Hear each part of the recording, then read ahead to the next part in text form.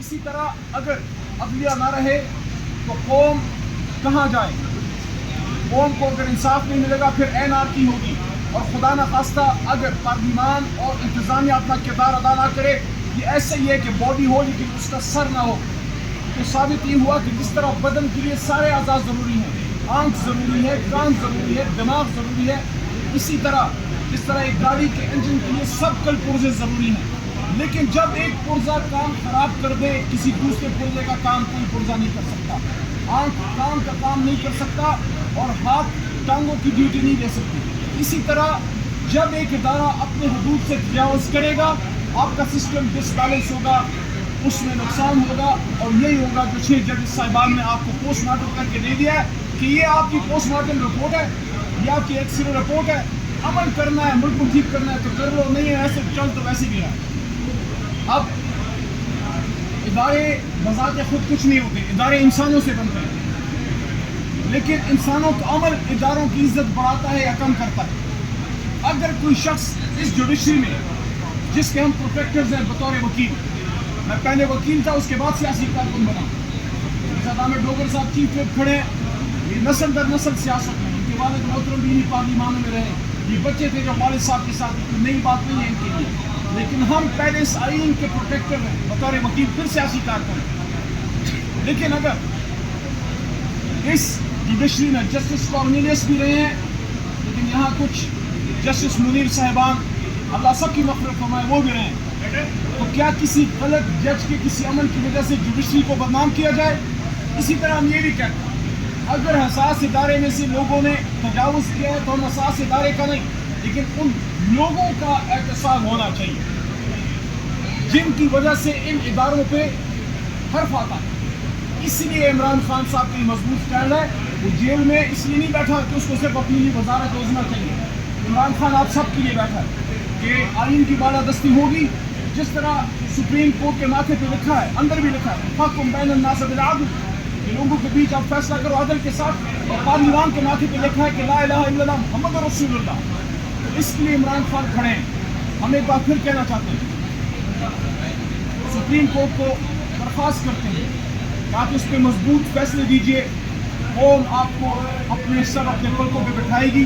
عمران خان صاحب کی پوری تحریک ہی آئین کی بالادستی کی ہے۔ اور ایک چیز اور بھی، محترم چیف جسٹس صاحب سے بسط احترام درخواست ہے، آپ نے شام کو یہاں عدالت لگائی، ہم نے آپ کو ہم نے ستائش کی اور اپریشیٹ کیا کہ جو آپ نے 8 فروری کا الیکشن، اس کے بارے میں آپ نے تاریخی کلمات ادا کیے کہ یہ پتھر پہ لکیر ہے، 8 فروری کو الیکشن ہوگی۔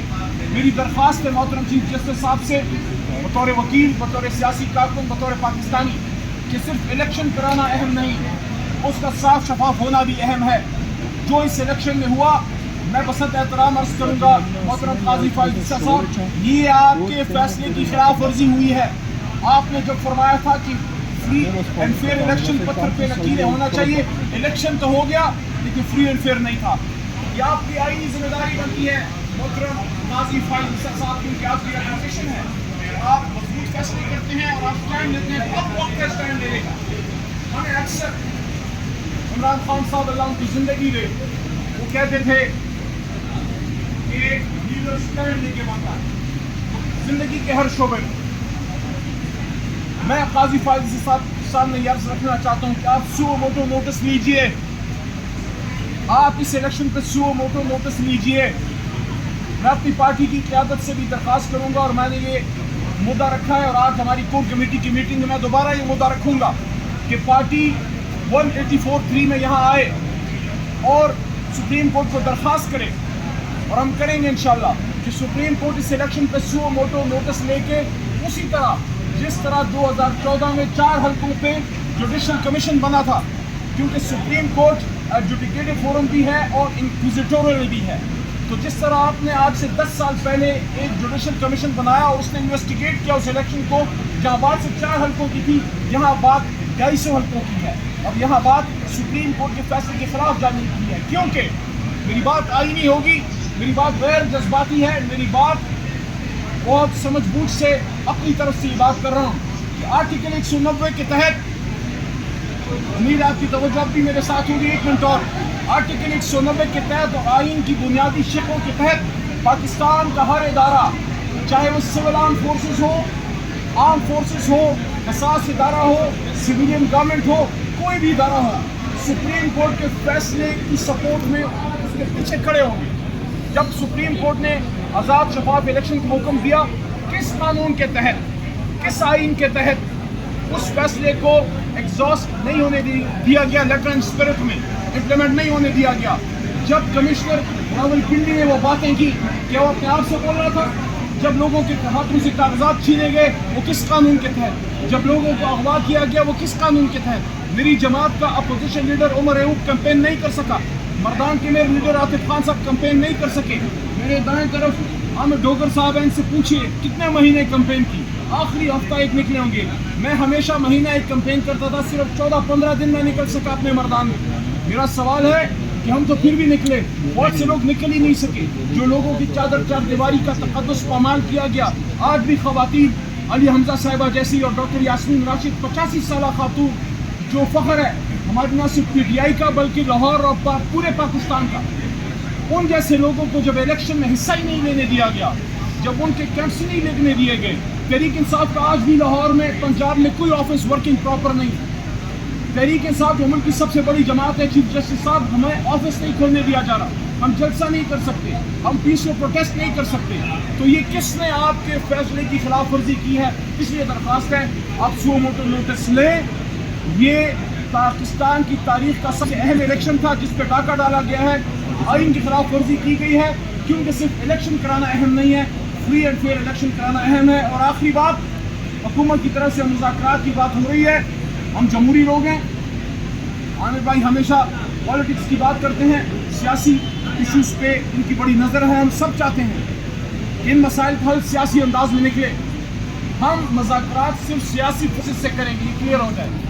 आइन के पैरामीटर के अंदर पार्लियामेंट में इंशाल्लाह अगर कोई मिसअंडरस्टैंडिंग एस्टैब्लिशमेंट से है वो दूर हो सकती है, लेकिन मुज़ाकरात सिर्फ और सिर्फ सियासी फोर्सेज आइन के अंदर है। लेकिन नुक्ता यह है कि आपने मुज़ाकरात सिर्फ वक्त पास करने के लिए और अपने आप को लेजिटिमेसी देने के लिए कराने हैं, या आपने मुज़ाकरात इसलिए करने हैं कि मुल्क के मसाइल हल निकले।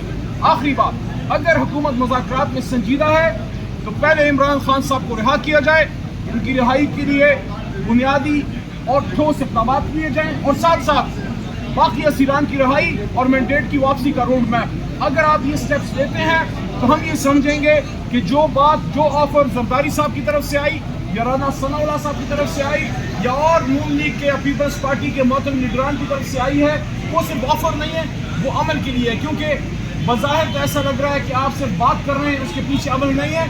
और ये भी सवाल है कि जो मुज़ाकरात की ऑफर आप कर रहे हैं, क्या हुकूमत बाइख्तियार है अपने फैसले इम्प्लीमेंट कराने में? और अगर आप मुज़ाकरात की बात कर रहे हैं तो माहौल तो बनाएं। मैं सिर्फ एक सियासी कारकुन या MNA नहीं, इमरान खान की जमात का, तहरीक इंसाफ का एक वकील भी हूँ मोहतरम अदालतों का, हाई कोर्ट के लेवल पर। कल मुझे अपने लीडर से मिलने तक नहीं दिया गया, हम वकला बैठे रहे। अगर आप मुज़ाकरात चाहते हैं, मामला को हल करना चाहते हैं, आपने इमरान खान साहब को, आखिरी बात, आपने इमरान खान साहब को ऐसे रखा हुआ है अडियाला में, जैसे अडियाला में हुआ गुंटानामो बे हो गया।